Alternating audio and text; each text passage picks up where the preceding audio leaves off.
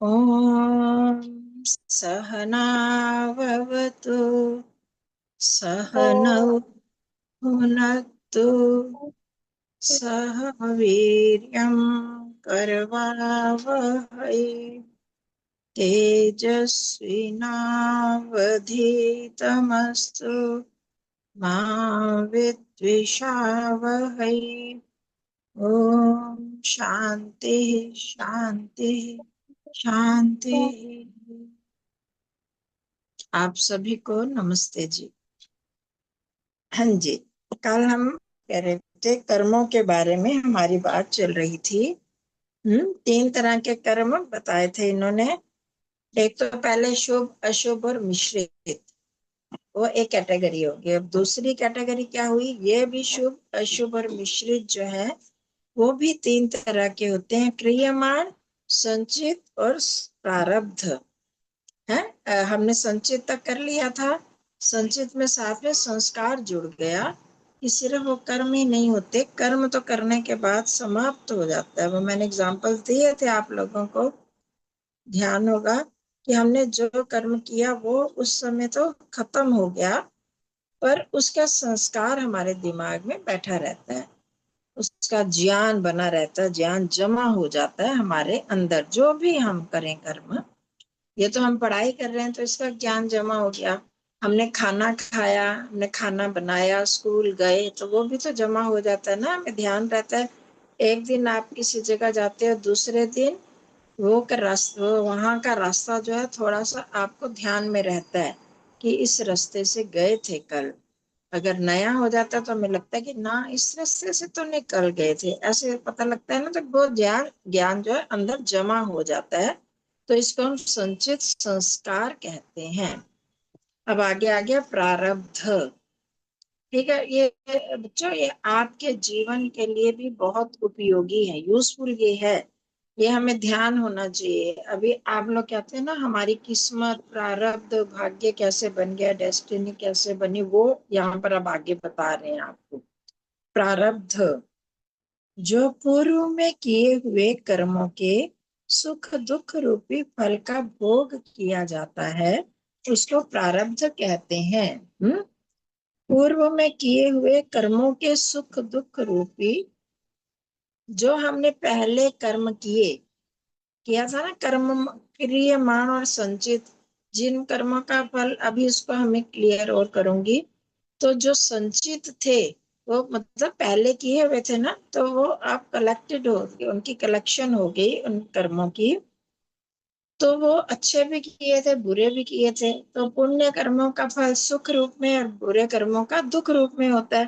तो जो सुख और दुख रूपी फल का भोग जो किया जाता है, जो हमें करना पड़ता है। अब अभी आपको कभी सुख मिल रहा है, कभी दुख मिल रहा है, किसी को ज्यादा सुख, किसी को ज्यादा दुख, तो वो जो भोग किया जाता है उसको प्रारब्ध कहते हैं। ठीक है, अब हम लोग कहते हैं ना हमारी किस्मत, हमारा प्रारब्ध।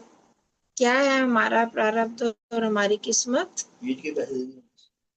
देखते हो और बना। तो। हाँ जी, समझ में आ रही है आप लोगों का, आवाज ठीक आ रही है? Yes ma'am. Yes ma'am. Hmm, ma'am. हाँ, तो अब जो आपने ये देखना है, हम जो भी कर्म करते हैं अच्छा या बुरा, उसका हमें फल भोगना पड़ता है। अच्छे कर्म का फल सुख और बुरे कर्म का दुख, जो हमने पीछे पाप और पुण्य किए थे। जो हमने वीडियो ऑन है क्या किसी का, माइक ऑन है क्या, ऑफ कर दो। No ma'am. हाँ, आभा म्यूट गुप्ता कर जी का हो रहा दीजिए। है बार बार ऑन। आभा गुप्ता जी। आभा, आभा जी, हाँ, म्यूट कर दिया, ठीक है। हम्म, तो ये जो हमें अच्छे कर्म का अच्छा और बुरे का बुरा, और आप लोगों ने सुना हमें हमेशा पुण्य कर्म करने चाहिए, पाप नहीं करने चाहिए, वो इसीलिए कहा जाता है कि पुण्य करेंगे तो उसका हमें सुख मिलेगा, पाप करेंगे तो दुख मिलेगा। और हम में से कोई भी मनुष्य चाहता है कि हमें दुख मिले? आप में से कोई भी चाहता है? नहीं ना? नो। नहीं, सभी सुख चाहते हैं। तो सुख चाहते हैं तो हमें फिर वैसा ही तो बीज बोना पड़ेगा, पुण्य का बीज बोना पड़ेगा ना, तो उसका यस फल मैम। हमें सुख मिलेगा। तो आप उसी चीज को बताया, जो हमने पहले कर्म किए हैं उनके जो सुख दुख रूपी फल भोगने पड़ते हैं, फल का भोग किया जाता है, उसको प्रारब्ध कहते हैं। अब आप देखो, जो हमने आम का पेड़ लगा दिया अपने घर में, आम का बीज बोया, गुठली बोई और फिर आम लगे, तो कुछ सालों बाद उसका फल मिलता है हमको, तो आम ही मिलेगा। अगर वो खट्टा आम वैरायटी है तो वैसा मिलेगा, मीठा बोया तो वैसा मिलेगा। तो अलग अलग, जैसे जैसे हम अगर जमीन में गेहूं बो दिया तो गेहूं का ही बीज पौधा उगेगा और उसमें गेहूं ही लगेगा। फिर अगर हम चाहे कि चने लगे तो वो नहीं हो सकता, जो हमने बोया वही होगा। तो उसी चीज को, वो जो हम बोते हैं उसको प्रारब्ध कहते हैं। अब हम करते हैं आगे। वेद आदि शास्त्रों के अनुसार ये वास्तविक तथ्य है कि मनुष्य जो भी अच्छा या बुरा कर्म करता है उसका फल उसे अवश्य भोगना पड़ता है। आप ये लोग ने ये मत सोचना कि हमने जो कर लिया कर लिया। अब हम जो कर रहे हैं उसका फल अभी कभी कभी ना कभी अभी भोगना पड़े, कुछ सालों बाद भोगना पड़े, अगले जन्म में भोगना पड़े, तो भोगना ही पड़ेगा। क्या लिखा हुआ है? अवश्य में भोक्तव्यम कृतम कर्म शुभाशुभम। जो किया हुआ अच्छा या बुरा, शुभ और अशुभ कर्म जो भी किया हुआ है उसका फल अवश्य ही भोगना पड़ेगा। ये याद रखना है आपने, चाहे वर्तमान जन्म में भोगे या भावी जन्म में। ये तो मैंने बता दिया आपको, ईश्वरीय व्यवस्था के अधीन। ये ईश्वर जानता है कि अब कब उसका टाइम आएगा, उस समय वो देता है। फिर दूसरा, मनुष्य वर्तमान में जो कर्म करता है अर्थात क्रियमान कर्म करता है, उन सब का फल तो उसी समय मिलना संभव नहीं है, परंतु इन सब का संग्रह संस्कारों के रूप में होता रहता है। वो बता दिया आपको, संचित कर्म। आप, कई लोग कहते हैं ना कि सभी कर्मों का फल अभी अभी क्यों नहीं मिल जाता, और बहुत सारे बुरे लोग हैं उनको तो सुख मिल रहा है, अच्छे लोगों को दुख मिल रहा है, ऐसे देखा होगा आप लोगों ने। तो पर क्या होता है कि हमने पीछे पीछे जो अच्छे बुरे किए उनका जब तक, वो भी तो, अब किस समय क्या देना है, किस समय कौन सा फल मिलेगा, ये तो हम नहीं जानते ना। हमें कितने जन्मों के हमारे अंदर इकट्ठे होते रहते हैं। अब उसका ईश्वर जानता है किसका फल पहले दे दिया, किसका बाद में देना है। मैं बहुत लोगों को ये एग्जांपल देती हूँ कि अगर जैसे ये मर्डर टेररिस्ट होते हैं, तो एक दिन में कितने लोगों को मार देते हैं ना ये, है ना। आपने देखा था पिछले दिनों पहलगाम में जो घटना हुई, तो उसमें कितने लोगों का मर्डर कर दिया इन्होंने? 26 लोगों, है ना, 26 लोगों को मारा।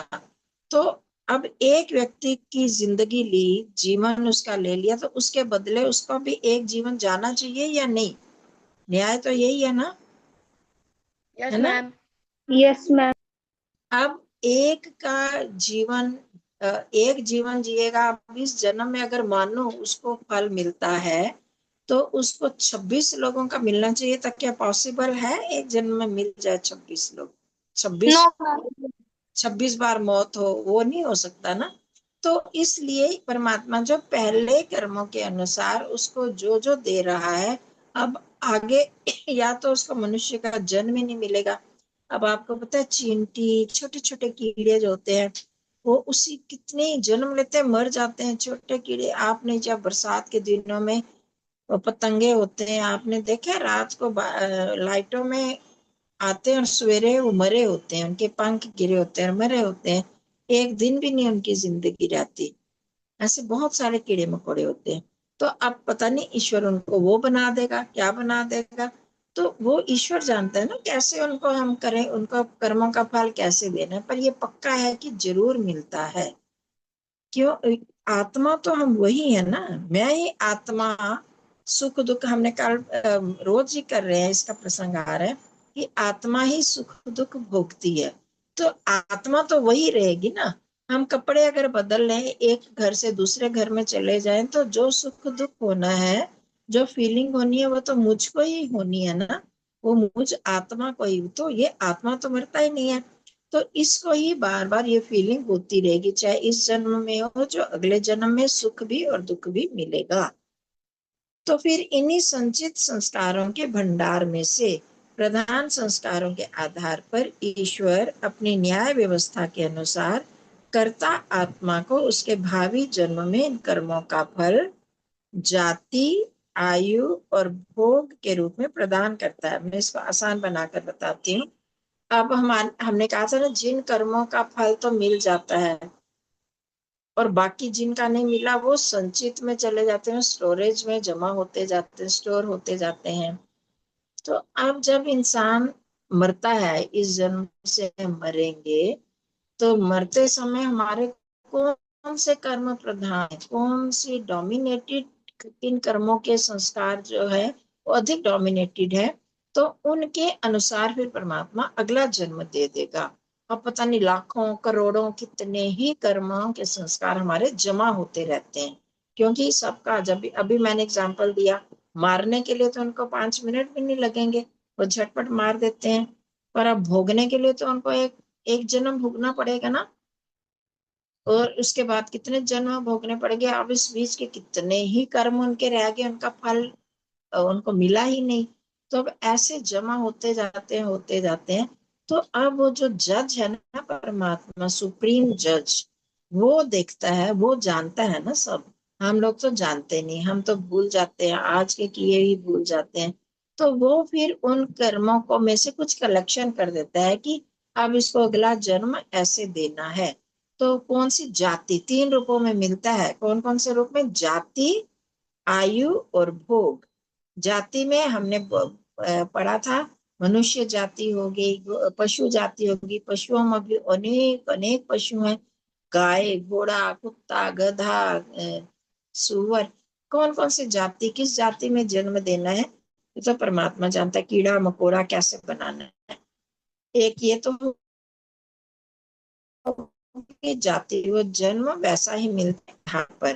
फिर क्या हो गया, फिर उसकी आयु, कि कितने सालों तक इसको ये भोगना है, कितने, 60 साल, 70 साल, 90 साल, 100 साल, 50 साल, किसी के 10-20 साल तक की वो कर्म होते हैं। तो उतनी आयु वो दे देता है परमात्मा। फिर उसके साथ भोग, भोग क्या होता है? सुख और दुख के साधन। जैसे आप जिस घर में पैदा हुए, तो आप जब पैदा हुए तो आपको घर भी मिला, आपको धन भी मिला, मतलब कितना मिला। अब सब आपकी जो सहेलियां हैं, दोस्त हैं, उनमें देखो सबका डिफरेंट होता है ना, कि कोई बहुत अमीर घर में, कोई मीडियम घर में, कोई गरीब घर में, कोई सुंदर, कोई कैसे, किसी का घर बहुत अच्छा, किसी का कम। तो कैसे कैसे जो साधन मिलते हैं वो हमारे कर्मों के अनुसार मिलते हैं। अब आपको समझ में आ गया? इसे ही हम भाग्य कहते हैं, किस्मत कहते हैं। अब होता क्या कि हम लोग कहते हैं कि भगवान ने मेरी किस्मत ही ऐसे बनाई है। तो भगवान ने बनाई या मैंने बनाई? मैम हमने मैंने खुद तो बनाया। जोड़ के रख हमने खुद बनाई ना, हमने तो अपने कर्म जोड़ के रखे थे। अब ईश्वर, क्योंकि वो जज है, उसने सब कर्मों का फल तो देना ही है। ऐसे तो कर नहीं सकता, किसी का दे किसी को ना दे।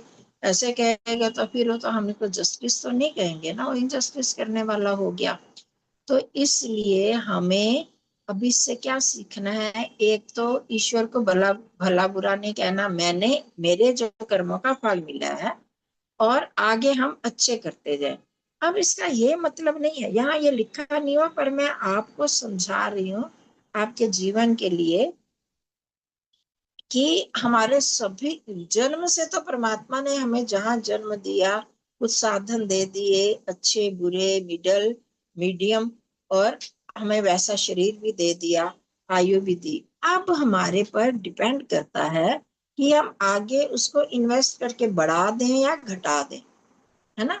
आप कोई किसी को एक, मानो 2 भाई हैं, तो फादर ने दोनों को बांट कर, डिवाइड करके अपनी संपत्ति दे दी कि 10 लाख तुम्हें दिए, 10 लाख तुम्हें दिए, तुम जो मर्जी करो।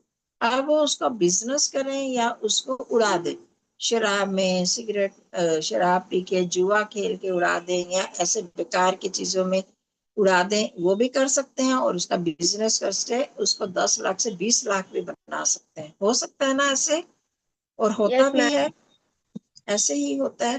तो ऐसे ही परमात्मा भी हमको साधन तो दे देते हैं। अब हम डिपेंड करता है कि हम साधनों का उपयोग कैसे कर रहे हैं, है ना। उनको मिस यूज कर रहे हैं या ठीक तरह से अगर यूज कर रहे हैं, यूटिलाइज कर रहे हैं, तो हम उसको बढ़ा भी सकते हैं। अच्छे साधनों को हम जैसे समझदार बनते हैं, बड़े बनते हैं, हमको महीने की खर्ची मिली, पॉकेट मनी मिली 500 रुपए, तो अब हम उसको एकदम एक ही दिन में भी खर्च कर सकते हैं और धीरे धीरे भी खर्च कर सकते हैं। उसको गुल्लक में डाल के कुछ जोड़ भी सकते हैं, है ना। आप छोटे बच्चे तो अभी इतना ही कर सकते हो, फिर बाद में उसको ज्यादा भी बना सकते हो। और अगर हम किसी की हेल्प करते हैं, डोनेट करते हैं, तो वो और भी ज्यादा बनता जाता है। पर वो बाद में देखेंगे कितने डोनेट करना है, कितना हम अभी अपनी जरूरत के लिए खर्च करना है या फिजूल खर्च करते जाना है।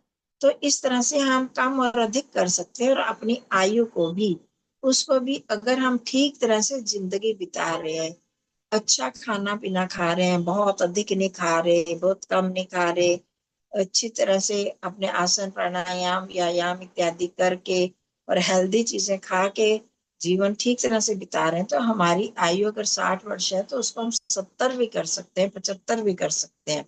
और अगर खा पी के मौज बस खूब खा लिया, खूब पेट भर लिया और बीमार होते गए, तो फिर हमारी, और कुछ उसके लिए प्रिकॉशन भी नहीं ली, ना आसन किए ना प्राणायाम किए, तो हमारी जिंदगी 60 की 40 भी हो सकती है, 50 भी हो सकती है। तो उसको हम घटा बढ़ा सकते हैं, पर जाति को नहीं चेंज कर सकते। मनुष्य तो मनुष्य रहेगा, पशु पशु रहेगा।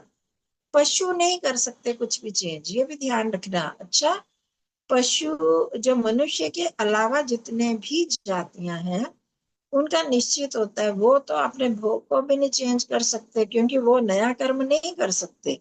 हम मनुष्य ही अपने को चेंज, अच्छी किस्मत को और अच्छा बना सकते हैं और वर्ष भी बना सकते हैं। इसलिए आप बच्चों को ये ध्यान रखना है, ठीक है। आपका ये हमेशा ध्यान रहना चाहिए कि हम अच्छे कर्म करें, अपनी किस्मत को और अच्छा बना दें, आगे पीछे किसी को कोसे नहीं। अब आगे आ गया 52वां, 52nd, अनादि पदार्थ। जो ईश्वर जीव और जगत का कारण है, ये तीन स्वरूप से अनादि है। मतलब अनादि का मतलब होता है, ये पहले 54वां को सुनो। जो ना कभी, अनादि का स्वरूप, अनादि किसको कहते हैं, फिर मैं आपको 52 और 53 बताती हूँ। जो ना कभी उत्पन्न हुआ है, जिसका कारण कोई भी ना होवे, अर्थात जो सदा से स्वयं सिद्ध होवे, वह अनादि कहलाता है। लेकिन जो कभी पैदा नहीं होता, जिसका कोई कारण नहीं होता, मतलब कि किसी कॉज, जैसे हमने किए थे ना, उपादान कारण साधारण कारण निमित्त कारण किए थे ना, तो जिसका ये ना कोई साधारण कारण होता है, ना उपादान कारण होता है, ना निमित्त कारण होता है, उसको अनादि कहते हैं। आदि कहते हैं स्टार्टिंग को, बिगिनिंग को आदि कहते हैं। और जिसका बिगिनिंग नहीं है, बिगिनिंग लेस है, जो वो अनादि हो गया। आई बात समझ में। जो आदि होगा, जिसकी स्टार्टिंग होगी, वो किसी ना किसी रीजन से होगी। अब जैसे मैं हूँ, हमारी जो आयु, हम कहेंगे कि आप कब पैदा हुए, आपकी कितनी आयु है, तो हम एक लिमिट बताते हैं ना, इतने साल से पैदा हुए, 60 साल, 50 साल, 70 साल, 80 साल, ऐसे हम अपना बताते हैं। तो हमारी एक 80 साल की लिमिट हो गई कि हम इतनी देर, इतने पहले पैदा हुए। अब हमारा कोई कारण है, माता पिता है कारण है, प्रकृति कारण है, परमात्मा कारण है। ये जो कारण होता है, तो उसकी स्टार्टिंग होती है और उसका एंड भी होता है।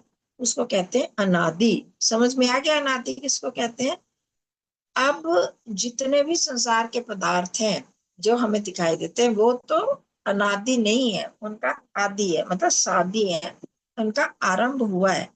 पर यहाँ जो 52 में बताया, जो ईश्वर जीव और जगत का कारण है, ये तीन स्वरूप से अनादि है। ईश्वर परमात्मा, उसको किसी ने पैदा नहीं किया है। परमात्मा अपने आप स्वयं सिद्ध है, मतलब अपने आप से ही है वो।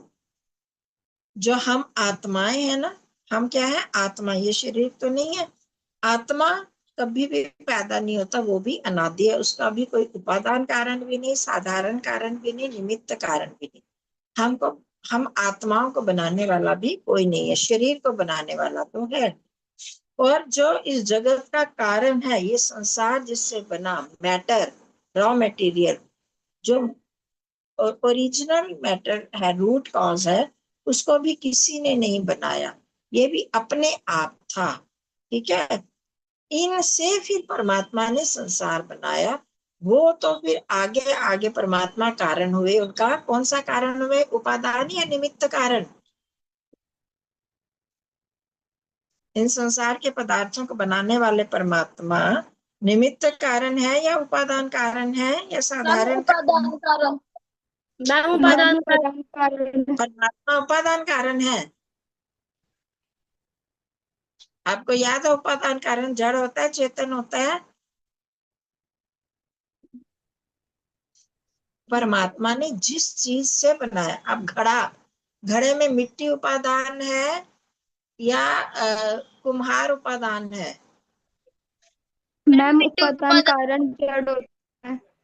हाँ, उपादान कारण जड़ होता है, तो मिट्टी उपादान कारण है या कुम्हार उपादान कारण है? वाटर। मैम मिट्टी। मिट्टी, मिट्टी जड़ है। तो अब आप संसार में आप देख रहे हो तो वहां परमात्मा को आप उपादान कारण कह रहे हो। परमात्मा तो चेतन है ना। तो जैसे कुम्हार ने मिट्टी से घड़ा बनाया, ऐसे परमात्मा ने इस मैटर से घड़ा, ये संसार बनाया। ठीक है, तो परमात्मा निमित्त कारण है। और ये जो मैटर है, जगत का कारण, जिसको हम रूट कॉज कहते हैं, मैटेरियल कॉज, वो वो है जड़, वो है उपादान कारण। उसको लेकर, जैसे मिट्टी को लेकर एक कुम्हार कितनी चीजें बना लेता है, ऐसे परमात्मा ने सत्व रज तम को लेकर संसार बनाया। ये है ना उपादान कारण, सत्व रज तम, है ना? बताया था ना आपको। फिर पंच महाभूतों से सारा संसार बनाया। वो उपादान कारण और परमात्मा क्या है? निमित्त कारण है, ये याद रखना है। ठीक, परमात्मा क्या है? निमित्त कारण। पर तीनों अनादि हैं, परमात्मा भी अनादि, हम आत्माएं भी, जीव मतलब आत्माएं, हम जो है, मैं हूँ, वो अनादि। और जगत का कारण जो है वो, इनको पैदा करने वाला कोई भी नहीं है। आत्माओं को बनाने वाला भी कोई नहीं है, परमात्मा को बनाने वाला कोई भी नहीं है। और अब जैसे मिट्टी को घर, वो कुम्हार तो नहीं बनाता ना, वो पहले से बनी हुई है ना? तो वो पहले से जो शुरू से है, उन चीजों से लेकर परमात्मा ने संसार बनाया। अगर वो प्रकृति, उसको हम कहते हैं प्रकृति, जगत का कारण, अगर वो ना होता तो परमात्मा भी संसार नहीं बना सकता था। अपने को तोड़ के वो टूट ही नहीं सकता। परमात्मा तो टूटता ही नहीं है। खंड के अखंड बोलते हैं ना परमात्मा को। तो इसलिए परमात्मा अपने से थोड़ी बनाता है ना, हम आत्माओं को तोड़ के बनाता। टूट ही नहीं सकती आत्मा, ना परमात्मा टूट सकता है। तो ये संसार के जो मूल कारण है सत्वरतम, उनसे परमात्मा ने संसार को बनाया। तो ये तीन चीजें हमेशा रहती हैं, इनको कोई पैदा करने वाला नहीं होता। कौन कौन? ईश्वर, जीव और जगत का कारण। बोलो, कौन चीजें तीन अनादि हैं जिनको कोई नहीं बनाता, अपने आप से है? ईश्वर जी। हाँ, ईश्वर जीव और जगत का कारण। हाँ, और जगत का कारण। ठीक है, ये ध्यान रखना है ये। फिर ये अनादि भी दो तरह से होते हैं, एक प्रवाह से अनादि। आप ये सोच सकते हो ना, ये संसार जो है, ये संसार भी तो बनाया है। आप प्रकृति कह रहे हो, प्रकृति ने इसका रूट कॉज। अब ये जो संसार है, सृष्टि होती है फिर प्रलय होती है, सुना हुआ है आपने? सृष्टि होती है, फिर प्रलय होती है, फिर सृष्टि होती है, फिर प्रलय होती है। तो अब ये चक्कर चलता ही रहता है, हमेशा चलता रहता है ये चक्र। तो ये अनादि कब से शुरू हुआ ये हम नहीं कह सकते, कब से शुरू हुआ। हमेशा से चलता आ रहा है, फिर खत्म होगा, चलता आ रहा है, आएगा, फिर खत्म होगा, फिर आएगा। तो ये जो सीरीज चलती रहती है ना, इसको प्रवाह बोलते हैं। ठीक है, अब जैसे हम मनुष्यों का जन्म और मृत्यु है, जन्म और मृत्यु। अब आप बोलो दिन रात में से कौन पहले हुआ, दिन की रात, रात की दिन? हम नहीं बता मैम सकते ना। ये भी अनादि, इसका भी प्रवाह चलता रहता है, क्रम चलता रहता है। तो वो चीज बता रहे हैं, प्रवाह से अनादि पदार्थ, जो कार्य जगत, जीव के कर्म और जो इनका संयोग वियोग है, ये तीन परंपरा से अनादि हैं।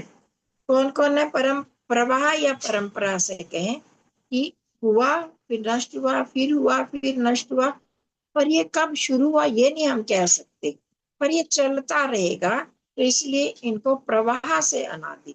परमात्मा, जीवात्मा और प्रकृति तो हमेशा से अनादि है, पर ये जैसे ये संसार है, ये हम प्रवाह इसको बोलेंगे कि सीरीज इनकी चलती रहती है। तो ये जो कार्य जगत में ये संसार हमने देखा था ना, एक कारण जगत और कार्य जगत। एक तो कारण जगत का जो कारण है वो तो हमेशा रहता, वो नहीं नष्ट होता। अब ये जो इससे संसार बना प्रोडक्ट है इस कारण का, वो वो होता है, सृष्टि बनी फिर खत्म हुई, बनी फिर खत्म हुई, कब हुई ये नहीं हम कह सकते, कब से शुरू हुई। तो ये इसको हम बोलते हैं कार्य जगत। कार्य जगत कौन? ये जो संसार है। फिर कुछ सालों के बाद मैंने बताया था आपको 4 अरब 32 करोड़ साल तक ये सृष्टि चलती है। कितने सालों तक? 4 अरब 32 करोड़ ये सृष्टि का एक दिन है, एक चलेगा। फिर उसके बाद प्रलय होगी, तब 4 अरब 32 करोड़, फिर सृष्टि बनेगी 4 अरब 32 करोड़, चलती रहेगी, फिर 4 अरब 32 करोड़ प्रलय हो जाएगी, फिर ऐसे ये क्रम चलता रहता है। तो ये कार्य जगत हुआ है। ये जो संसार, सूर्य, चंद्रमा, पृथ्वी, सारे लोक लोकांतर, अलग अलग गैलेक्सीज हैं, जितने भी सोलर सिस्टम है, जितने भी हैं, में सारे जो गैलेक्सीज वगैरह हैं, ये सारे जो हैं बनते हैं बिगड़ते हैं, इसको क्या कहते हैं? कार्य जगत, प्रोडक्ट है ये। ठीक है। जीव के कर्म, अभी हम कर्मों की बात कर रहे थे, हमारे कर्म और इन कर्मों का संयोग वियोग, मतलब कि इन कर्मों का फल मिलने के लिए हमारा शरीर बना, फिर बिगड़ा, फिर दूसरा शरीर बना, फिर बिगड़ा, फिर बना, फिर बिगड़ा। ये कर्म और इनका संयोग ये भी ऐसे ही अनादि है, पर परंपरा से, क्योंकि जिन कर्मों का फल मिल जाएगा वो फिर दोबारा नहीं मिलेंगे, पर हमारे कर्म तो पड़े रहेंगे ना, हम फिर और करते रहते हैं और करते रहते हैं, फिर उसके बाद फिर उन कर्मों का फल मिलेगा, फिर पहले इकट्ठे हो जाएंगे। तो ये कर्मों का फल जो कर्म है और उनका संयोग वियोग, मतलब जैसे मेरे को ये जन्म मिला तो पिछले 1 करोड़ या 1 लाख कर्म थे, 1 लाख कर्मों का फल मिल गया, उनका संयोग हो गया ना, वो मिल गया। अब जो इस जन्म में मैंने किए, फिर मैंने पता नहीं 10 लाख इकट्ठे कर लिए, तो वो फिर जो जो मिल गया जिनका फल, वो वियोग हो गया, अब नए कर्म फिर जुड़ गए। ऐसे इन कर्मों का भी संयोग वियोग ऐसे होता रहता है, ये होते हैं प्रवाह से अनादि। बस आप इतना इसको छोड़ देना, इसका ज्यादा हम नहीं करेंगे, कि भाई इतना समझ लो कि ये चीजें आती जाती हैं, पर निरंतर आती जाती रहती है। इनकी कोई स्टार्टिंग पॉइंट नहीं है, एंडिंग पॉइंट नहीं है, कब तक होगा ये नहीं हम कह सकते। ठीक है। तो अब अनादि पदार्थ क्या है, अनादि का स्वरूप, इतनी चीज तो समझ में आ गई। तो अब हम इसको लेते हैं। जो पदार्थ कभी भी उत्पन्न नहीं होते, हमेशा से अपने आप ही बने रहते हैं, वे अनादि कहलाते हैं। ये तो आसान है, ये तो समझ में आ गया। जो कभी उत्पन्न नहीं होते, हमेशा बने रहते हैं, अपने आप से ही बने रहते हैं, उनको कोई बनाने वाला नहीं होते, वो अनादि हो गए। जैसा कि आदि शब्द से प्रकट हो रहा है, जिसका कोई भी आदि अर्थात आरंभ, बिगिनिंग नहीं होती। आरंभ तो उसी का होता है जो कभी पहले ना हो, जो पहले नहीं हो तभी तो उसको आरंभ होगा ना। और जो यहाँ होकर नष्ट हो गया हो तो फिर कोई बनाता, घड़ा खत्म हो गया, टूट गया, तो अब फिर कोई बनाने वाला है। तो जो होता है बनता है। अब जन्म किसका होता है? जो मर गया, मैं आत्मा तो रहा, तो मेरा ये शरीर नष्ट हो गया, तो फिर उस आत्मा का फिर जन्म होगा ना दूसरे शरीर में, दूसरा शरीर बनेगा, शरीर नष्ट हो गया फिर दूसरा शरीर बनेगा। तो तब हम कहते हैं इसका जन्म अब हुआ, ये अब इसका आरंभ हुआ। अब पर आत्मा का कोई आरंभ नहीं होता। समझ में आ गया? तो पुनः किसी के द्वारा बनाया जाता है, यानी किसी निमित्त कारण के द्वारा बनाया जाता है, किसी उपादान पदार्थों से, कुछ उपकरणों की सहायता से बनाते हैं। तो ऐसे पदार्थ सादी कहलाते हैं। जैसे आपको बता दिया, घड़ा, रोटी, कपड़े, जितनी भी संसार की चीजें हैं, इनको कोई बनाता है कि नहीं, उपकरणों की सहायता से, कपड़े हैं, जो सूत है, धागा, धागे से कपड़े बुनते हैं, फिर उसको बनाते हैं, फिर वो फट जाते हैं, फिर और बनते हैं। उपादान कारण हो गया धागा। फिर जुलाहा जो बनता है वो हो गया वीवर, जो हो गया वो उसका हो गया निमित्त कारण हो गया। ठीक है, इस तरह से ये, और साधारण जो जो मशीनरी होती है वो उसके साधारण कारण हो गए। तो इन सब से इनका, परंतु जिन चीजों का कभी भी ना आरंभ ही नहीं होता, बनते भी नहीं है, वो अनादि कहलाते हैं। संक्षेप में कहें तो वे पदार्थ अनादि कहलाते हैं जिनका ना कोई उपादान कारण होता है, ना निमित्त कारण, और ना साधारण कारण ही होता है। इसको नोट करके रखो। अनादि पदार्थ किसे कहते हैं? वे पदार्थ अनादि कहलाते हैं जिनका ना कोई उपादान कारण होता है, ना निमित्त कारण होता है, ना ही साधारण कारण होता है। दूसरे शब्दों में कहें, ना जो ना कभी पैदा होते हैं, ना कभी मरते हैं। अच्छा, अनादि पदार्थ कौन कौन से हैं? 3 हैं, ईश्वर, जीव और मूल प्रकृति। ठीक है, इस सारे जगत का जो बीज रूप मूल कारण है, जिससे परमात्मा ने आत्मा और परमात्मा के अलावा ब्रह्मांड के सभी सूक्ष्म स्थूल पदार्थ उन सबको किसी न किसी कारण से बनाया। तो ठीक है, इसको रहने देते हैं यहीं तक। अब कुछ स्वरूप से अनादि, कुछ प्रवाह से अनादि, इसको भी छोड़ दो। जो वैसे मैंने अभी समझा दिया आपको, पर इसको आप छोड़ सकते हो। पढ़ना हो पढ़ लेना, पर मैं ये दूंगी नहीं। हो गया ठीक। अनादि पदार्थ किसे कहते हैं, और अनादि का स्वरूप और अनादि पदार्थ कौन कौन से हैं, ये याद रखना है। ठीक है, ठीक है। आगे हो गया पुरुषार्थ,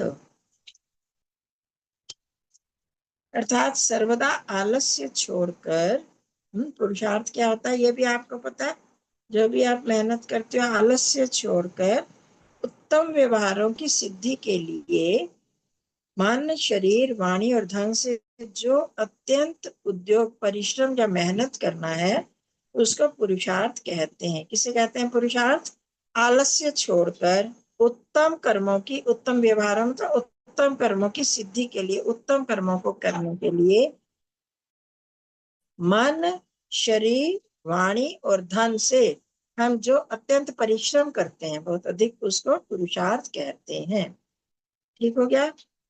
तो पुरुषार्थ की परिभाषा में क्या क्या चीजें आ गई? सबसे पहले आलस्य का त्याग है। आलस्य का त्याग करना पड़ता है। लेजीनेस, अगर हम पढ़े रहे पुरुषार्थ ना करें तो स्कूल नहीं जा पाएंगे, पढ़ाई नहीं कर पाएंगे। तो सबसे पहले आलस्य का त्याग। फिर केवल उत्तम अर्थात अच्छे कार्यों को सिद्ध करने के लिए किया गया परिश्रम। गलत कार्यों के लिए किया गया, अब जैसे चोरी करते हैं उसके लिए भी तो श्रम तो करना पड़ता है ना। उनको मेहनत करनी पड़ती है, सेंध लगानी पड़ती है, देखते हैं किस घर में कौन कौन सा घर अकेला है, कहाँ कौन सा ताला लगा है, ये सब तो मेहनत करते हैं, पर वो उत्तम कर्म नहीं है, तो उसको हम पुरुषार्थ नहीं करेंगे, कहेंगे। तो उत्तम अच्छे कार्यों को सिद्ध करने के लिए किया गया परिश्रम ही पुरुषार्थ होता है। यह परिश्रम कैसे किया जाता है? मन, शरीर, वाणी और धन सबसे। मन से हम सोचते हैं, प्लानिंग करते हैं, फिर शरीर से करते हैं, वाणी से बोलते भी हैं, और धन भी लगाते हैं। तो किसी भी कार्य में सफलता प्राप्त करने के लिए कार्य आरंभ करने से पूर्व मन में उसका चिंतन अथवा योजना बनाना, योजना बनानी पड़ती है ना, प्लानिंग करनी होती है। फिर उत्साह रखना पहला और आवश्यक कदम है। अगर योजना बना ली, फिर हम उत्साह ही ना रखें, पड़े रहे, हाँ हाँ ठीक है मैंने प्लानिंग तो कर ली, पर उत्साह नहीं करे, बैठे रहते हैं, देख लेंगे, कर लूंगी ना, कर लूंगी, कर लूंगा, ऐसे करते रहते हैं, तो कभी नहीं कर पाएंगे, उसमें सफलता नहीं मिलेगी, वो परिश्रम नहीं होगा। ये भी कदम रखना है कि योजना बनाना और उत्साह रखना पहला कदम है। परंतु केवल योजना बनाने मात्र से कार्य नहीं होता, उसके लिए परिश्रम करना पड़ता है। जैसे कवियों ने कहा, उद्यमेन ही सिद्ध्यन्ति कार्याणि न मनोरथ। ये सुना है आप लोगों ने? न ही सुप्तस्य सिंहस्य मुखे प्रविशन्ति मृगाः। आपको पता है शेर जानवरों को खाता है? Yes ma'am. अगर वो एक ही जगह बैठा रहे तो जानवर उसके मुख में आ जाएंगे? No ma'am. कोई भी नहीं आएंगे, वो तो भागते रहते हैं, तो उसको भी मेहनत करनी पड़ती है ना। तो यस इसलिए मैम। मनोरथ चाहे डरते भी हैं जानवर, तो भी वो नहीं आएंगे उसके पास। तो वो कैसे, उद्यमे निसिद्ध्यन्ति कार्याणि न मनोरथैः, सिर्फ मन में सोचने से नहीं सिद्ध होते, उद्यम से ही होते हैं। तो अतः शरीर और इसके अतिरिक्त जहां जहां आवश्यकता हो, वाणी और धन का प्रयोग करके भी परिश्रम करना चाहिए।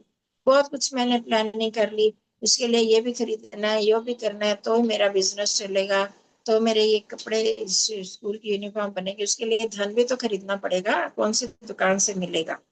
तो आलस्य छोड़ना, और उसके लिए धन जहां जरूरत है, कई कुछ काम होते हैं उनमें हमें धन नहीं खर्च करना पड़ता। अब आप ये जो क्लास ज्वाइन कर ले, इसमें कोई धन तो नहीं खर्च करना पड़ रहा ना, ज्यादा बोलना भी नहीं पड़ रहा। जहां जहां जैसी जरूरत होती है, उस जरूरत के अनुसार हम कार्य करते रहते हैं, तो वो पुरुषार्थ कहलाता है। यह श्रम भी थोड़ा नहीं, अपितु अपना पूर्ण सामर्थ्य लगाकर करना होता है। अत्यंत उद्योग करना लिखा है ना, मतलब कि थोड़ा बहुत नहीं, मैंने थोड़ा किया और फिर मेरे नंबर 80% क्यों नहीं आए, 90% क्यों नहीं आए, मैं फर्स्ट क्यों नहीं आया। उसके लिए अत्यंत उद्योग, पूरा परिश्रम करना पड़ेगा, बहुत मेहनत, जितनी हम कर सकते हैं, जितना हमारे पास कैपेबिलिटी है, जितना सामर्थ्य है, उतना हम अपने साधनों का। अब जैसे आपने कोई एग्जाम देना है, मान लो यही वाली कंपटीशन के लिए पढ़ना है, आपको क्या करना पड़ेगा, आलस्य छोड़ना पड़ेगा, उसके लिए याद भी करना पड़ेगा, जागना भी पड़ेगा, और दिन रात आपको देखना पड़ेगा कब मेरे को याद इस टाइम हो सकता है, अब मैं नींद त्यागू, नींद भी छोड़नी पड़ती है, कि अगर हम सोते रहें, आराम करते रहें, और हम चाहें कि फर्स्ट आ जाए, तो नहीं हो सकता ना। तो उसके लिए हमें पूरी, अभी तो आपका ये पंकज सर ने मुफ्त का सब कर दिया, ये तो पैसे नहीं ले रहे, ना किताब के लिए ना ही आंसर शीट के लेंगे, पर कुछ लोग थोड़ा सा लेते भी हैं, तो वो भी लिया जा सकता है, उसमें फिर लेना हो तो वो खर्च करना होता है। और आप ये मेहनत कर ही रहे हो, क्लास आपके इतने लोगों ने फॉर्म भरे, और आप में से देखो कितने थोड़े से लोग आ रहे हैं, तो सब तो मेहनत ऐसे नहीं कर रहे हैं। तो उसमें इसलिए पुरुषार्थ करने के में ये सब चीजें शामिल होती हैं, ये ध्यान रखना, पुरुषार्थ के भेद। अब पुरुषार्थ भी किस किस स्टेज में करना होता है, क्या भेद है, ये बता रहे हैं। जो अप्राप्त वस्तु की इच्छा करनी, प्राप्त को अच्छे प्रकार रक्षण करना। एक चीज हो गई प्राप्त, अप्राप्त की इच्छा करनी, जो चीज हमारे पास नहीं है और हम उसको पाने की चाह कर रहे हैं, अगर वही ना करें तो फिर तो आगे हम परिश्रम ही नहीं करेंगे। प्राप्त को अच्छे प्रकार रक्षण करना, फिर जो मुझे मिल गया, अब किताब मिल गई, किताब की रक्षा भी तो कर रही है, कहाँ रख दी, ऐसे तो नहीं होगा। फिर रक्षित को बढ़ाना, अब जो चीज की रक्षा की है फिर उसको बढ़ाना, आप उस किताब के लिए उस ज्ञान को बढ़ा रहे हो, और बढ़े हुए पदार्थों का सत्य विद्या की उन्नति में तथा सबके हित करने में खर्च करना है। इन 4 प्रकार के कर्मों को पुरुषार्थ कहते हैं। ये जो रक्षित को बढ़ाना, मतलब जो रक्षा किया हुआ है उसको बढ़ाना, और जो फिर बढ़ा हुआ पदार्थ है जो आपके पास जो है, उसको उसकी फिर और उन्नति करके सबके हित में, अपनी उन्नति के लिए और सबके हित में खर्च करना। अब देखो, आप इतनी मेहनत से पढ़ रहे हो, अब मैं बीच में कितनी चीजें समझा रही हूँ, अब आप इसका अगर अपने जीवन में भी प्रयोग करते हो, कर्म के बारे में पढ़ा आपने, पुरुषार्थ के बारे में पढ़ा, अगर इसको आप अप्लाई करते हो अपने जीवन में, तो आपको लाभ होगा ना, है ना, उससे आपकी खूब उन्नति होगी। समझ में आई? तो ये भी करना होता है इसके लिए। तो इन 4 प्रकार के कर्मों को पुरुषार्थ कहते हैं। पुरुषार्थ खाली वही नहीं, तो कैसे करना है ये यहाँ पर बताया गया है। एक मिनट, चार्जर खत्म है।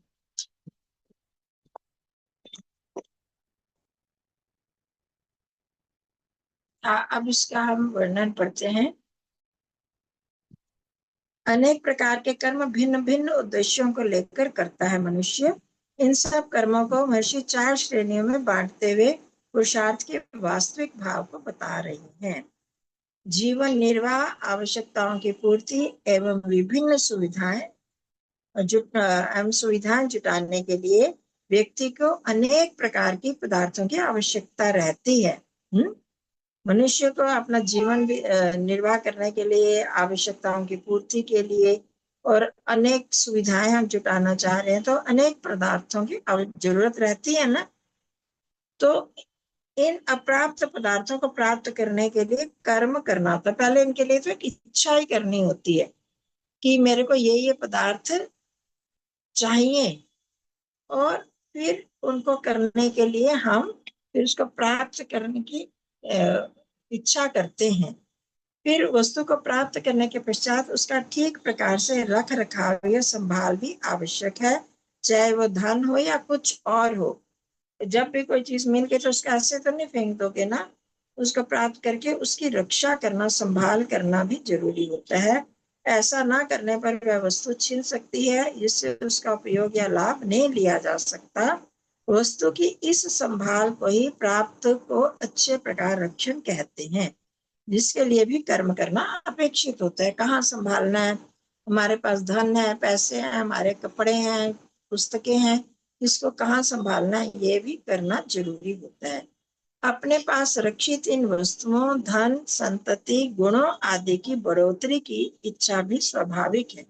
देखिए, जो वस्तु मिली वो और बढ़े, ये भी तो हम चाहते हैं ना। तो वो भी आराम से नहीं, असरलता से संभव नहीं। इसके लिए मन, बुद्धि, शरीर आदि सभी साधनों का उपयोग कर परिश्रम करना भी जरूरी है। अपेक्षित है मतलब जरूरी है। यदि इन सब का संवर्धन नहीं होगा तो न परिवार उन्नत होगा, न समाज, ना ही देश। तो जो चीज जैसी है रक्षा की वह बस उतनी ही पड़ी रहे, उसको हम बढ़ाए नहीं, आगे संवर्धन नहीं करें, बढ़ाए नहीं, तो समाज भी नहीं बढ़ेगा। आप देख लो, ये मनुष्य जाति है, मनुष्य जाति को अगर हम नहीं बढ़ा रहे, आगे माता पिता आगे और बच्चे पैदा ना करें, तो फिर वो तो वहीं तक रह जाएगा, संसार ही समाप्त हो जाएगा। अब आप देख रहे हो कि मतलब कुछ जाति वाले बहुत बच्चों को बढ़ा रहे हैं और कुछ जो है वो कुछ नहीं कर रहे। अगर नहीं उसका संवर्धन नहीं करते तो फिर क्या होता है कि वही वहीं पर समाप्त हो जाता है। उसको बढ़ाने के लिए हमें फिर उसकी रक्षा ही नहीं होगी। बढ़ाएंगे नहीं तो वो बचेगा ही नहीं, वो बचेगा नहीं तो फिर रक्षा नहीं होगी, तो उसका अस्तित्व ही, उसकी एग्जिस्टेंस ही खत्म हो जाएगी। फिर परिश्रम से प्राप्त पदार्थों की रक्षा और उनकी बढ़ोतरी करने का लक्ष्य क्या हो सकता है, इसको आगे स्पष्ट करते हुए ऋषि लिखते हैं, सत्य विद्या की उन्नति और सब प्राणियों के हित के लिए जो भी हम परिश्रम कर रहे हैं, दो तरह से। एक तो अपने जीवन में सत्य ज्ञान की उन्नति के लिए, जैसे अब आप ये कर रहे हो। आप ये पंकज जी या ये हम कहें ये महर्षि दयानंद योग फाउंडेशन जो ये इतनी मेहनत कर रही है इस प्रतियोगिता के लिए, वह क्यों कर रही है? सत्य विद्या की उन्नति हो, कि सबको सत्य सत्य ज्ञान प्राप्त हो। आप बच्चे जो थोड़े से बच्चे आए हैं, आप देखो आपको कुछ इसमें बेनिफिट लग रहा है? आपको कुछ लग रहा है कि आपको नॉलेज, कुछ नई नॉलेज मिल रही है? Yes, बच्चों, ma'am. Yes, ma'am. Yes, ma'am. हाँ लग रही है ना। तो अब ये सत्य विद्या की उन्नति हुई। ये ज्ञान कैसा है? सत्य ज्ञान है।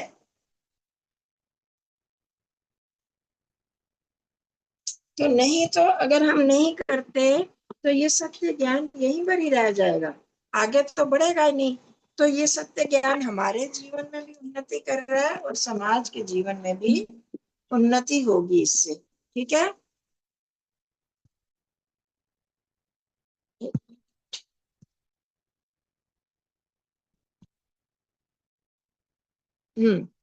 अब आगे हुआ ये एक उद्देश्य ये हुआ सत्य विद्या की उन्नति, और दूसरा उद्देश्य क्या है? सब प्राणियों के हित के लिए, दूसरे प्राणियों के हित के लिए, कल्याण के लिए भी तो करते हैं ना, परोपकार के लिए भी करते हैं हम लोग। तो दूसरे प्राणियों का हित करना, जैसे हम बहुत सारे काम सॉरी करते हैं। अब ये जो ये फाउंडेशन काम कर रही है आपके लिए, तो इसमें सब प्राणियों का भी तो हित हो रहा है, उनका अपना तो नहीं हित हो रहा है ना। तो सब प्राणियों का हित हो रहा है, तो इसको बोलते हैं सब प्राणियों के हित के लिए। दो उद्देश्य हो जाते हैं किसी भी काम के लिए, सत्य विद्या अर्थात सत्य ज्ञान की उन्नति और सब प्राणियों का हित कल्याण करना। हो गया ये पुरुषार्थ। अब आगे आ गया परोपकार। अब सब प्राणियों का हित जिसमें बार बार आ रहा है उसको क्या कहते हैं, परोपकार। अर्थात अपने सब सामर्थ्य से दूसरे प्राणियों को सुख देने के लिए है अपनी पूरी सामर्थ्य लगा देनी। हम जिस कोई भी काम करने लगते हैं किसी की भलाई, तो उसमें हमारी पूरी सामर्थ्य, तन मन धन जिसको बोलते हैं ना, तो अपनी पूरी सामर्थ्य से दूसरे प्राणियों को सुख देने के लिए जो तन मन धन से प्रयत्न करना है वह परोपकार कहलाता है। ये तो आसान है। सब अपने सामर्थ्य, सारे सामर्थ्य, ये नहीं कि थोड़ी सी हिम्मत, थोड़ा सा काम किया फिर छोड़ दिया, नहीं जी अब नहीं मेरे से होता, अपनी पूरी सामर्थ्य से। तो दूसरे प्राणियों को सुख देने के लिए, अपने लिए नहीं दूसरे प्राणियों को सुख देने के लिए जो किया जाता है वो पुरुषार्थ कहलाता है, तन मन धन से प्रयत्न। अब सॉरी, परोपकार कहा जाता है। अब परोपकार में क्या क्या, अब क्या है परोपकार शब्द कैसे बना। परोपकार शब्द पर जमा उपकार से बना है, जिसका अर्थ है दूसरों की भलाई, दूसरों की हित कामना। ये तो आपने पहले भी पढ़ा ही होगा, परोपकार का क्या अर्थ होता है पढ़ा हुआ है। तो दूसरे की कामना के लिए जो करते हैं, पर होता है दूसरा, और उपकार मतलब भलाई के लिए काम करना काम। तो बिंदु देखें, दूसरों की भलाई या हित कामना कैसे की जाए। उत्तर है अपने सब सामर्थ्य से, अपनी पूरी शक्ति, सामर्थ्य सभी प्रकार की शक्ति, तन मन धन। मनुष्य का सब सामर्थ्य है उसके शारीरिक मानसिक बौद्धिक आत्मिक और सामाजिक साधन और शक्ति। उसके पास जितने शारीरिक साधन है, मानसिक साधन, बौद्धिक आत्मिक सामाजिक जितने भी साधन है, उन सब साधनों का प्रयोग कर देना। जब इन सब का उपयोग करके व्यक्ति दूसरे प्राणियों को सुख देने का प्रयास करता है तो वह परोपकार है। ठीक है, हो गया, समझ में आ गया, मुश्किल नहीं है। दूसरों की भलाई के लिए उपरोक्त साधनों और शक्तियों का प्रयोग भी उसे अपना तन मन और धन लगाकर पूरी तरह से करना चाहिए। देखिए हम इन साधनों का प्रयोग तो कर रहे हैं पर अनमने मन से कर रहे हैं, तो जितना हम कर सकते हैं तन मन धन लगाकर पूरी तरह से करना है। ये महर्षि ने सत्यार्थ प्रकाश में एक स्थान पर लिखा है, परोपकार जिससे सब मनुष्यों के दुष्टाचार छूटे। असली परोपकार क्या है, दूसरे के दुष्ट आचार गलत आचरण छूटे, श्रेष्ठ आचार अच्छे आचरण और सुख बढ़े, जिस उसके करने को परोपकार कहता हूँ। देखो अभी ये जो भी काम हो रहा है आपका, ये भी ये परोपकार का काम है ना। अगर आप में से कुछ लोग, एक तो याद करोगे, सिर्फ याद करना, और दूसरा क्या हो गया, उसको आचरण में भी अगर आप ले आते हो तो क्या होगा, आपके बुरे काम छूटते जाएंगे ना। क्योंकि आपने देखा है कि हम करते हैं, जो कर्म करते हैं उसका हमें फल मिलता है, सुख दुख मिलता है। हम दुख तो चाहते नहीं, फिर बुरा काम कर देते हैं जिसमें दूसरे का बुरा हो जाए, ऐसे काम भी करते हैं। तो इससे आपके अंदर कुछ सोच आएगी, आप क्या करोगे, बुरे कामों को छोड़ते जाओगे, अच्छे काम करोगे। आपको समझ आ रही है कि पुनर्जन्म भी होता है, वही हमारा भाग्य बनता है। हम अपने भाग्य को अच्छा बनाना चाहते हैं, हमें परोपकार करना चाहिए। ये सब चीजें जब आप सोचेंगे तो आपका आचरण श्रेष्ठ होता जाता है। ठीक है, परोपकार आसान है, इसको याद कर लेना। शिष्टाचार, शिष्टाचार इसको एटिकेट हम लोग कहते हैं, जिसमें अशुभ गुणों का त्याग किया जाता है वह शिष्टाचार कहलाता है। ये भी बहुत आसान है। अशुभ मतलब बुरे गुणों को छोड़ देते हैं, जिसमें वो शिष्टाचार होता है। शिष्ट, शिष्टाचार शब्द शिष्ट जमा आचार, इन दोष आचार और आचार है समझ फर्क है कुछ आचार और आचार में? है बच्चों? Yes ma'am. है क्या फर्क है?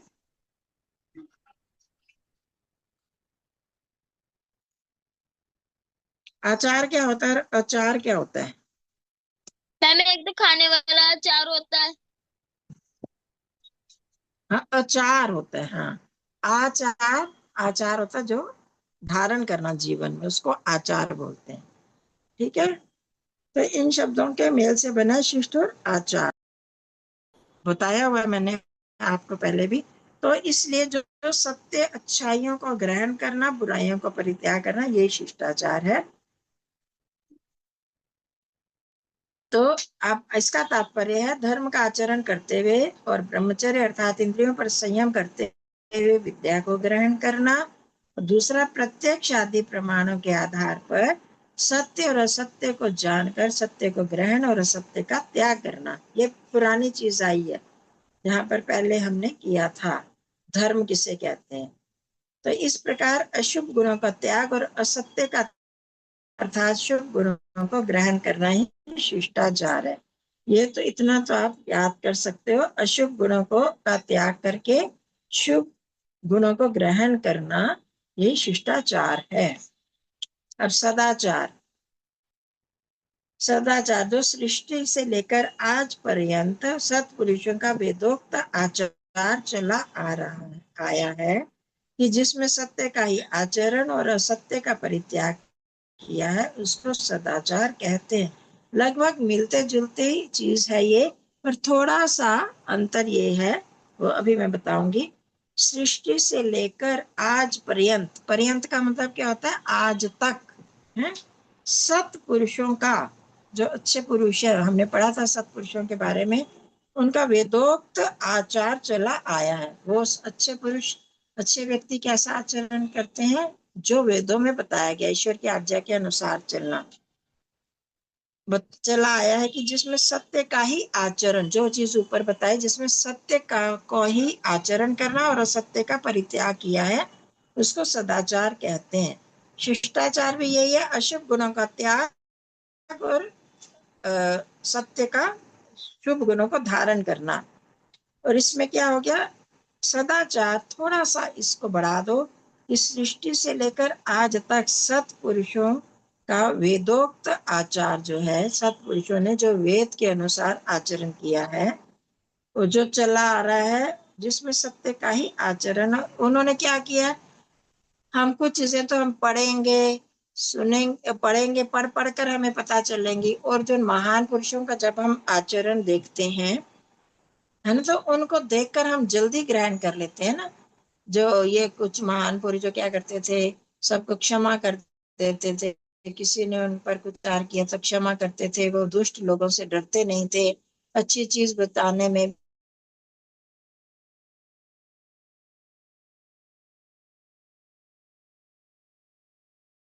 अशुभ को छोड़ देते हैं। दोनों में चीजें एक है, पर एक तो वैसे ही गुणों को त्यागना, गुण को धारण करना और अशुभ गुणों को त्यागना शिष्टाचार हो गया। और पूरे जीवन को देख उससे सत्य को धारण करना और असत्य को छोड़ना, ये सदाचार हो गया। आ गया दोनों में अंतर समझ? Yes ma'am. हाँ, सदाचार शब्द सत जमा आचार से बना है, जिसका अर्थ है सज्जन पुरुषों के समान आचरण। सत्पुरुष अथवा सज्जन पुरुष वही आचरण करते हैं जो वेदों में बताया है। ठीक है, मतलब कि चाहे परंपरा से चला है, ट्रेडिशनली हमको पता चलता है सत्य बोलना चाहिए, झूठ नहीं बोलना चाहिए, है ना। ये हमको, हमने वेद तो नहीं पढ़े, आपने वेद तो नहीं पढ़े, उसमें से तो नहीं ये शब्द पढ़े, परंतु ये सत्पुरुषों के आचरण से तक, सृष्टि से लेकर अब तक चलता आया। चोरी मत करो, लालच मत करो, ये चीजें वेद की पढ़ी हुई ट्रेडिशनली चली आ रही हैं, उनके आचरण से हमें देख देख कर। फिर दूसरा, सृष्टियों की सृष्टि के आरंभ में ही परम गुरु परमेश्वर ने ऋषियों को वेद का ज्ञान प्रदान कर दिया था, अतः तब से लेकर हर काल में ही सज्जन पुरुषों का आचरण वेद के अनुकूल होता है। तो जो भी सज्जन पुरुष हैं वो कैसे चलते हैं?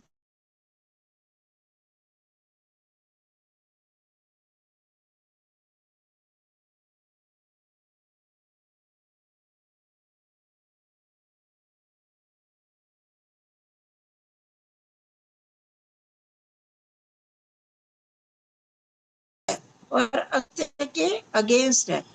जो असत्य, वेद में कोई ऐसी चीज नहीं है कि जो असत्य कही गई हो, या वहां पर सत्य सत्य चीजें ही बताई गई हैं। अतः सज्जन पुरुष सत्य को धारण और असत्य का त्याग ही करते हैं। तो इसलिए कहते हैं कि अगर हम पढ़े लिखे नहीं हैं, पढ़ नहीं सकते, हमारे पास सुविधा नहीं है, तो हमें क्या करना है? सज्जन पुरुषों के आचरण को देखना है।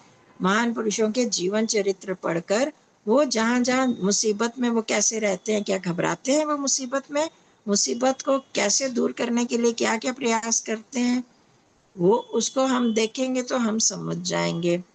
फिर वो किसी चीज में कोई उनके साथ बुरा व्यवहार करते, उनके साथ कैसे व्यवहार करते हैं वो भी वो समझ जाएंगे।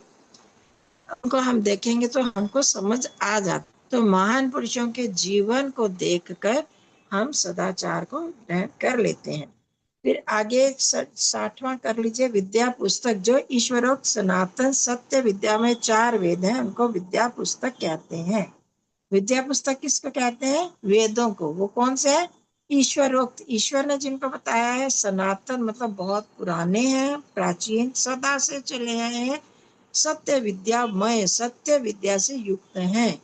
ये 4 वेद हैं, उनको विद्या पुस्तक कहते हैं। ठीक है, विद्या पुस्तक किसको कहते हैं, ये ध्यान रहना है। तो 4 वेदों को महर्षि ने विद्या पुस्तक कहा है। और ये वेद ज्ञान किसने दिया? ईश्वर द्वारा दिया, प्रदान किया गया है। ठीक है, किसी मनुष्य ने नहीं बनाए हैं ये वेद, ईश्वर ने ये ज्ञान दिया था। और फिर चूंकि यह सृष्टि के आरंभ में ही दिया गया, अतः सनातन प्राचीन है, सदा से चला। सनातन बनता है सदातन, सदा से चला आ रहा है, ट्रेडिशनली चला आ रहा है। इससे अधिक पुराना ज्ञान और कोई है ही नहीं, ये सबसे पुराना है। फिर यह ज्ञान सत्य और यथार्थ है। यथार्थ मतलब जैसे का तैसा, जैसा है कोई चीज है वैसा ही है, इसमें भी असत्य और अयथार्थता नहीं है, मतलब झूठ, मतलब कि जो चीज रियलिटी है इसमें उसके खिलाफ कुछ नहीं है।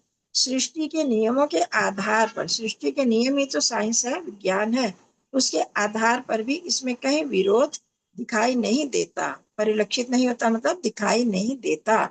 सृष्टि के नियमों के आधार पर भी, आपको मैंने शुरू में ही बताया था कि जो कुरान बाइबल इत्यादि में वहां पर जो बताया कि पृथ्वी चपटी है, पृथ्वी गोल नहीं है, सूर्य पृथ्वी के चारों ओर चक्कर काटता है, ऐसे कुछ किताबों में बताया गया।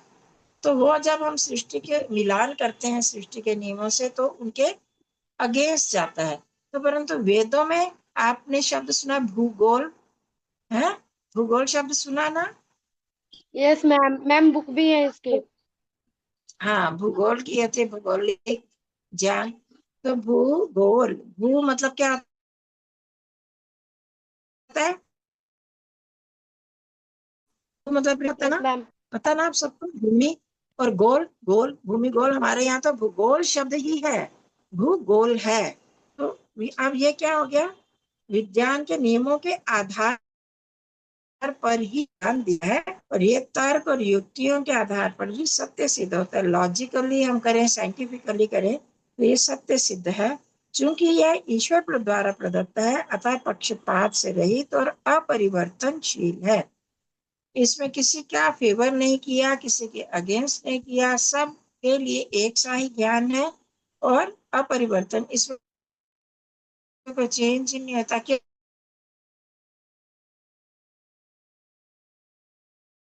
ठीक चीज उसमें चेंज नो हो ना। मैम। मैंने आपको बताया था 4 में 4 8, नहीं ना?